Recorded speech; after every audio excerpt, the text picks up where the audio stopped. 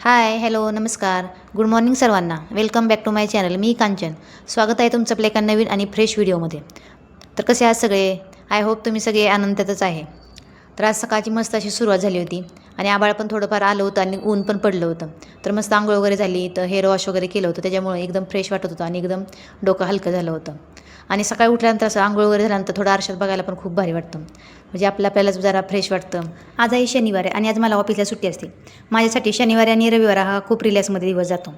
तर आज मी खरं तर हरच्या स्कूलला नेण्यासाठी इडली बनवली होती, पण त्याने आज शाळेला दांडी मारली होती. तर काल मी सकाळी 3 वाटे तांदूळ घेतले होते आणि त्यासाठी 1 वाटी उडदाची डाळ घेतली होती आणि उडदाच्या डाळीमध्ये थोडंसं मेथीदाणे टाकले होते आणि स्वच्छ धुवून 2-3 वेळा धुवून भिजत घातले होतं. तर रात्री तर मग मी त्याच वाटीने 1 वाटी पोहे घेतले आणि सगळं मग बारीक केलं आणि ठेवलं होतं मग रात्रभरासाठी. तर सकाळी उठल्यानंतर बघा एकदम पीठ छान असं फर्मेंट झालं होतं. तर पीठ हलवल्यानंतर एकदम खाली गेलं तर हर्षला इथं टेन्शन आलं होतं की आता ह्याच्या इडल्या किती होतील म्हणून. तर इथं मी पिठामध्ये चवीपुरतं मीठ टाकलं आणि इथं इडलीच्या भांड्याला तेल लावून घ्यायचं. त्याच्यामुळे इडली सहजपणे निघली जाते मग. आणि यावेळेस मी अंदाजाने तांदूळ भिजत घातले. दरवेळी काय होतं की भरपूर तांदूळ भिजायला टाकते आणि त्यामुळे खूप पीठ शिल्लक राहतं, कधी कधी वेस्टेज पण जातं. आणि आज यांना सेकंड शिफ्ट होते म्हणून म्हटलं सकाळी काहीतरी गरम गरम असं स्पेशल नाश्ता बनवूया.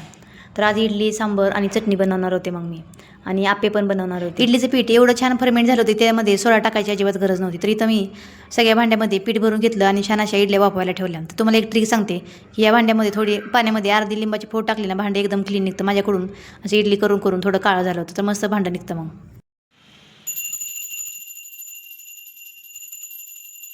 मस्त अशी सकाळची देवपूजा झाली ना, घरातील वातावरण एकदम फ्रेश आणि प्रसन्न होते. आणि सकाळ सकाळ असा घंटेचा आवाज ऐकल्यानंतर आपल्याला पण एकदम प्रसन्न आणि आपले मन उत्साही होते आणि आपल्याला एक वेगळीची एनर्जी. आणि जर आपल्याला स्वतःला आनंदी ठेवायचं असेल ना, तर आपल्याला ज्या गोष्टी आवडतात, ज्या गोष्टीतून आपल्याला आनंद भेटतो ना, त्या गोष्टी केल्या पाहिजेत. जसं की मला म्हणजे सकाळ उठल्यानंतर अशी देवपूजा केल्यानंतर ना, किंवा एकदम आवडीची गाणी लावल्यानंतर एकदम भारी वाटतं. त्या गोष्टी आपण केल्या पाहिजेत. मग चटणी बनवायला घेतली होती, त्यासाठी मी अगोदर कढईमध्ये तेल टाकून हिरवी मिरची आणि लसूण भाजून घेतला होता. तर तुम्हाला मी दाखवलं होतं काय काय घेतलं होतं मी. तर ते सगळं मिक्सरमध्ये बारीक करायचं. नंतर कढईमध्ये तेल टाकून त्याच्यामध्ये जिरे, मोहरी, हिंग आणि कढीपत्त्याची फोडणी करायची आणि त्याच्यामध्ये सगळी पेस्ट करून केलेली टाकायची. आणि जेवढी आपल्याला घट्ट पाहिजे किंवा पातळ पाहिजे तेवढं थोडं पाणी ओतायचं आणि छान अशी मिक्स करून घ्यायची. त्याच्यामध्ये चवीपुरतं मीठ टाकलं. नंतर थोडी साखर टाकायची आणि आपण दही पण वापरू शकतो. तर इथं माझ्याकडे दही नव्हतं म्हणून मी लिंबू इथं थोडं पिळून टाकलं होतं. खरं तर नारळ चटणी बनवण्यासाठी साहित्य सगळीकडे सेमच राहतं, पण टेस्ट मात्र प्रत्येकाची वेगवेगळी राहते. तोपर्यंत मस्त असा इडलीचा कुकर पण तयार झाला होता.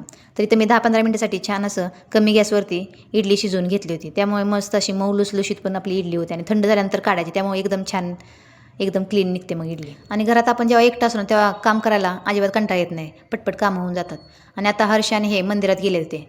आज शनिवार आहे त्यामुळे माझं काम आता निवांत चाललं होतं. आणि आता काय हरची किचनमध्ये लुडबुड नव्हती, नाही तर त्याच्या आतापर्यंत किचनमध्ये येऊन इडली खायला सुरुवात झाली असते. त्याला इडली, आप्पे, नंतर डोसे वगैरे खूप आवडतात. त्याला चटणी असली तरी त्याचं होऊन जातं मग.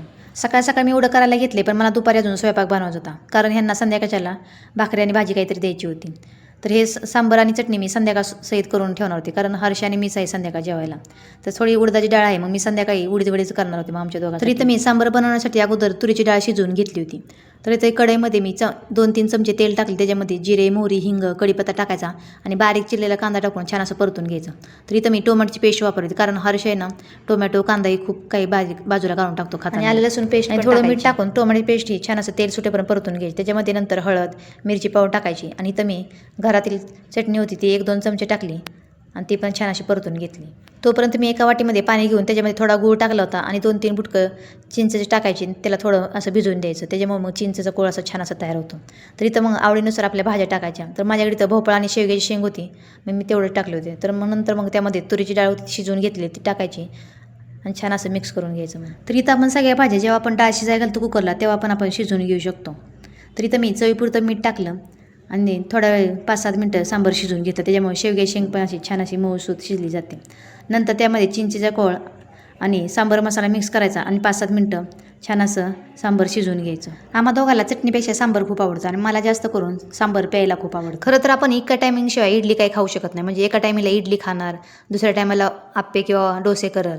पण करताना बघा, आदल्या दिवशी सकाळचं भिजत घालायचं, नंतर संध्याकाळी बारीक करायचं, दुसऱ्या दिवशी इडली, सांबर, चटणी एवढं सगळं करायचं आणि भांडी पडतात ते वेगळी. पण इडली खायला सर्वांनाच खूप आवडते आणि आपण काही सारखी इडली करत नाही, त्याच्यामुळे काही वाटत नाही पण करायला. आणि आमच्या हर्षला घरी बसून बसून खूप उद्योग सुचतात काय काय करायला. तर काल खाली गार्डनमध्ये खेळायला गेला होता. त्याला मी घरी चल चल म्हणत होते, पण तो आला नाही. आणि कंपाऊंडहून उडी मारून इकडे बॉल घ्यायला येत होता. त्याचा पाय एका मित्राने पकडला आणि त्याला काही तो आवरला नाही. त्यानं पाय सोडून दिला, तर तसा तो खाली दगडावर पडला. तर त्याला इथं थोडं छातीला लागलं आणि थोडं खरचटलं पण होतं. आणि रात्री तो एवढा घाबरला होता की त्याला दवाखान्यात न्यावं लागलं. काही नाही, डॉक्टरने एक टीटीचं इंजेक्शन दिलं, एक क्रीम दिली आणि 1-2 गोळ्या दिल्या. तर डॉक्टर म्हटले यावरती कव्हर होऊन जाईल म्हणून. पण खरं तर तो घाबरला नसता. पण आमच्या बिल्डिंगमधल्या काही ताई खाली गार्डनमध्ये गेल्या त्या बसायला. मग त्यांनी बघितलं हर्ष पडलेला. मग त्यांना बघून हर्ष खूपच घाबरला आणि अजून रडायला लागला. आणि हर्ष जेव्हा घरी असतो तेव्हा त्याला पावडर लावायचा, तेल लावायचा खूपच कंटाळा येतो. तर चला म्हटलं आपल्याला सुट्टी आहे आज, आपण त्याचं आवरूया मस्त असं. मग त्याला छान असं रेडी केलं आणि आम्ही तर नाश्ता करायला घेतला. तर मस्त असं इडली, सांबर, चटणी आणि आप्पे पण केले होते. तर हे काही व्हिडिओमध्ये येत नाहीत म्हणून त्यांना काही व्हिडिओमध्ये घेतलं नव्हतं. तर मस्त असा नाश्ता करायला घेतात, या नाश्ता करायला. आणि सकाळी इडली झाल्यापासून हरचं इडली खायचं चालू होतं. त्याच्यामुळे त्याला आता भूकच राहिली नव्हती. पण तो फक्त व्हिडिओमध्ये बसला होता आणि त्याचं थोडंफार आप्पे खायचं चाललं होतं. आणि मी रात्री झोपताना ठरवतो की सकाळी लवकर उठायचं आणि पटपट कामं आवरायची. पण मला सकाळी उठायला उशीर झाला आणि बाकीची कामाला पण सगळ्या उशीर झाला. तर इडली करायला पण तसा वेळ लागतोच. छान असा सकाळचा नाश्ता झाला, दुपारचा स्वयंपाक झाला, हे कामावरती पण गेले. आणि हर्ष पण आता ट्युशनला गेला होता. तर चला म्हटलं तर बाकीची कामे करायला सुरुवात करूया. आणि जेव्हा हर्ष आणि हे घरी असतात तेव्हा माझी कामे खूपच लेट होत असतात. तर आता पावसाळा पण सुरू होणार होता. तर चला म्हटलं आता मग पडदे वगैरे धुवून घेऊया. उशी कवर, बेडशीट सगळे धुतले होतं आणि कडक ऊन पडलं होतं तर छान असे सुकले पण होते पडदे. तसं तर मी आठवड्याला धुवत असते उशी कवर, बेडशीट हे. पण पडदे काय सारखं धुणं होत. आणि म्हणजे 2 दिवसाची सुट्टी आहे ना, सगळी घरातील कामं साफसफाई करण्यात जाते. पण मला घरातील साफसफाई, स्वच्छता ठेवणं मला खूप आवडतं. तसं तर ही छोटी मोठी कामं मला दररोज करायला काही जमत नाही. पण मी आठवड्याची कामं सर्व शनिवार रविवारच करत असते. आठवड्याला मोठी साफसफाई केली ना, मग घर पण आपलं व्यवस्थित राहत असतं आणि घरात शांतता आणि सकारात्मक ऊर्जा निर्माण होते. आणि आपले घर स्वच्छ आणि नीटनेटके असेल ना, तर आपल्याला कोणतीही वस्तू शोधण्यामध्ये वेळ जात नाही किंवा त्रास होत नाही. आणि कधी अचानक पाहुणे आले तर आपली काही धांदल उडत नाही किंवा तारांबळ होत नाही. नाहीतर आपल्याला घरामधील पसारा आवरायचा, कोणता पसारा आवरू किंवा कोणतं काही काम करू याचं टेन्शन येत राहतं. मग पण माझं कधी ना कधी होतच असतं. कारण मी किती पसारा आवरला तरी हर्ष स्कूलमधून आल्यानंतर पसारा करतो आणि सगळं घर अस्ताव्यस्त करून ठेवतो. आणि हे दोघं त्यांचा पसारा आवडतात, पण मला काही त्यांचा पसारा आवरायला आवडत नाही. मला असं नीटनेटके लागतं. त्याच्यामुळे त्यांनी केलेलं कोणतंही काम मला आवडत नाही. मग त्यांचा पसारा आवरणं म्हणजे जमिनीवरची कोणती एखादी गोष्ट एक तर खुर्चीवर ठेवा, टेबलवर ठेवा किंवा बेडवर ठेवा, झाला त्यांचा पसारा आवरून. आणि हा टेबल मी हर्षला स्टडी करायला दिला होता. पण स्टडीपेक्षा आणि पुस्तकापेक्षा त्याचा बाकीचा पसारा इथं आहे, काही ना काही असतो. यूट्यूबला कोणता तरी एखादा व्हिडिओ बघतो आणि ते ट्राय करत असतो घरी.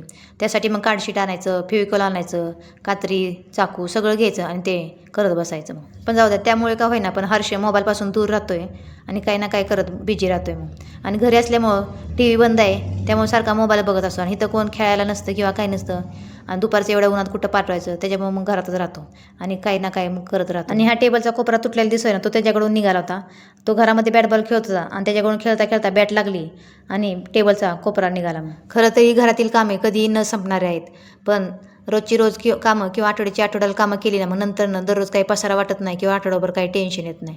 त्याच्यामुळे आपलं घर पण साफ राहतं, स्वच्छ राहतं आणि आपल्याला स्वतःला आनंद वाटतो आणि आपल्याला हलकं वाटतं. आणि टेबलवरची रिमोटची जी गाडी दिसते ना तुम्हाला, ती उन्हाळ्यात सुट्टीचा आला होता तेव्हा सारखा मोबाईल बघत होता. तेव्हा तर आम्हाला म्हटलं होता की मला रिमोटची गाडी घेऊन द्या, मी अजिबात मोबाईल बघणार नाही. पण काही नाही, नुसती रिमोटची गाडी घेतली, आता बघायचा तो मोबाईल बघतोच. तर बाकीची नंतर मग माझं किचन आवरायचं राहिलं होतं. तर मग म्हटलं आता छान असं किचन आवरून घेऊया. खरं तर ही सगळी कामं माझी सकाळचीच होतात. पण आज हे दुपारी कामावर गेल्यामुळं सकाळचा माझा नाश्ता, नंतर त्यांचा स्वयंपाक वगैरे, देवपूजा आहे, त्याच्यामुळं खूप लेट झालं होतं. नाहीतर ही सगळी कामं म्हणजे सकाळची पटपट आवरतात.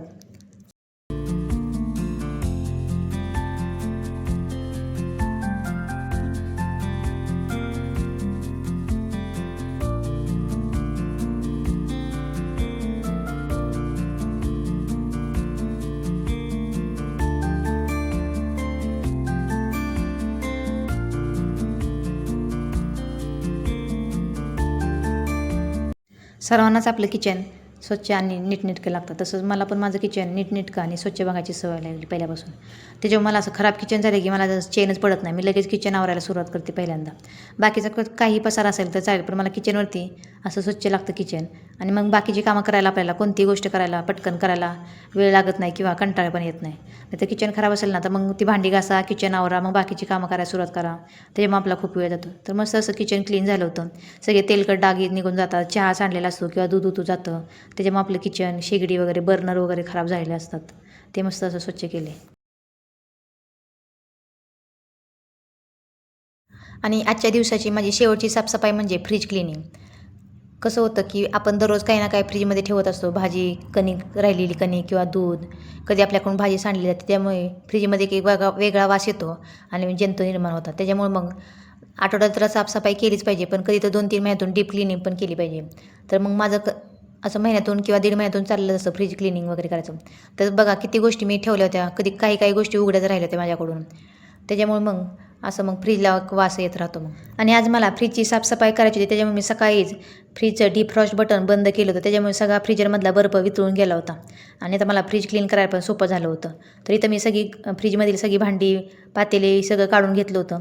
काही पसारा, मसाल्याचे पाकिट वगैरे होते किंवा बॉटल, इथं मी सॉस वगैरे ठेवले होते ते सगळं काढून घेतलं. सगळी फ्रीजरची भांडी काढून घेतली आणि इथं मी लिक्विड आणि कोमट पाणी करून सगळी भांडी घासून इथं उन्हाला वाळवायला ठेवली होती. मग कोणतीही आपली घरातील वस्तू आपल्याला जर नवी ठेवायची असेल किंवा चमकवत ठेवायची असेल ना, तर त्या गोष्टींची क्लिनिंग करणं खूप गरजेचं असतं. त्याच्यामुळं त्या गोष्टी कधी जुन्या असं वाटत नाही किंवा खराब होत नाहीत.